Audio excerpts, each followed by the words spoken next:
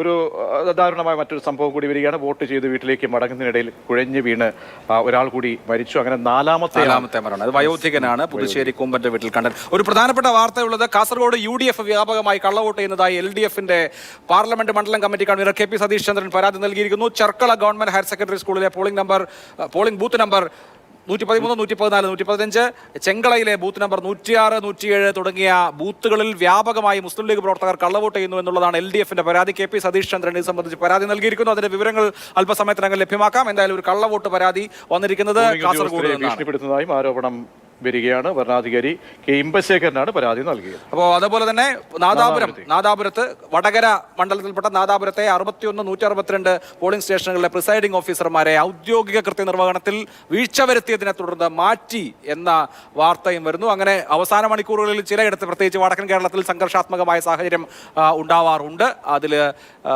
വേറൊരു കള്ളവോട്ട് വാർത്ത, ഇടുക്കി ചക്കുപള്ളത്ത് കള്ളവോട്ട് ചെയ്യാനെത്തിയ CPM ബ്രാഞ്ച് സെക്രട്ടറിയെ തടഞ്ഞു. 6 മൈൽ സ്വദേശി ബിജുവിനെയാണ് UDF ബൂത്ത് ഏജന്റുമാർ പിടികൂടിയത്. ഇപ്പോൾ അദ്ദേഹത്തെ പോലീസ് സ്റ്റേഷനിലേക്ക് മാറ്റിയിട്ടുണ്ടെന്നാണ് നമുക്ക് ലഭിക്കുന്ന വിവരം. പക്ഷെ അവിടെ സംഘർഷം ഉണ്ടാകുന്നുണ്ട്. UDF പ്രവർത്തകർ തമ്മിൽ അവിടെ സംഘർഷം ഉണ്ടാകും. നന്ദുഷയാണ് ചേരുന്നത്. നന്ദുഷ, എന്താണിപ്പോൾ സാഹചര്യം? സംഘർഷത്തിലേക്കൊക്കെ പോയിട്ടുണ്ട്, നിയന്ത്രിക്കാൻ പറ്റുന്ന രീതിയിലേക്ക് എത്തിയിട്ടുണ്ടോ? പ്രതീഷ്, സംഘർഷ സാഹചര്യം തുടരുകയാണ്. നിലവിൽ ബിജുവിനെ കുമ്മളി പോലീസ് സ്റ്റേഷനിലേക്ക് മാറ്റിയിട്ടുണ്ട്. അതോടെ LDF പ്രവർത്തകരെ കൂടുതൽ അക്രമാസക്തമാകുന്ന കാഴ്ചയാണ് ബൂത്തിൽ നിന്ന് നമ്മൾ കാണുന്നത്.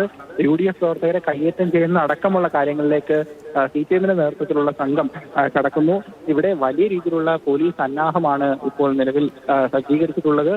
നിലവിൽ പോലീസ് എത്തി ഇരു കൂട്ടരെയും ഇരു ചേരികളിലായി മാറ്റിയിട്ടുണ്ടെങ്കിൽ പോലും സംഘർഷ സാധ്യത നിലനിൽക്കുകയാണ്.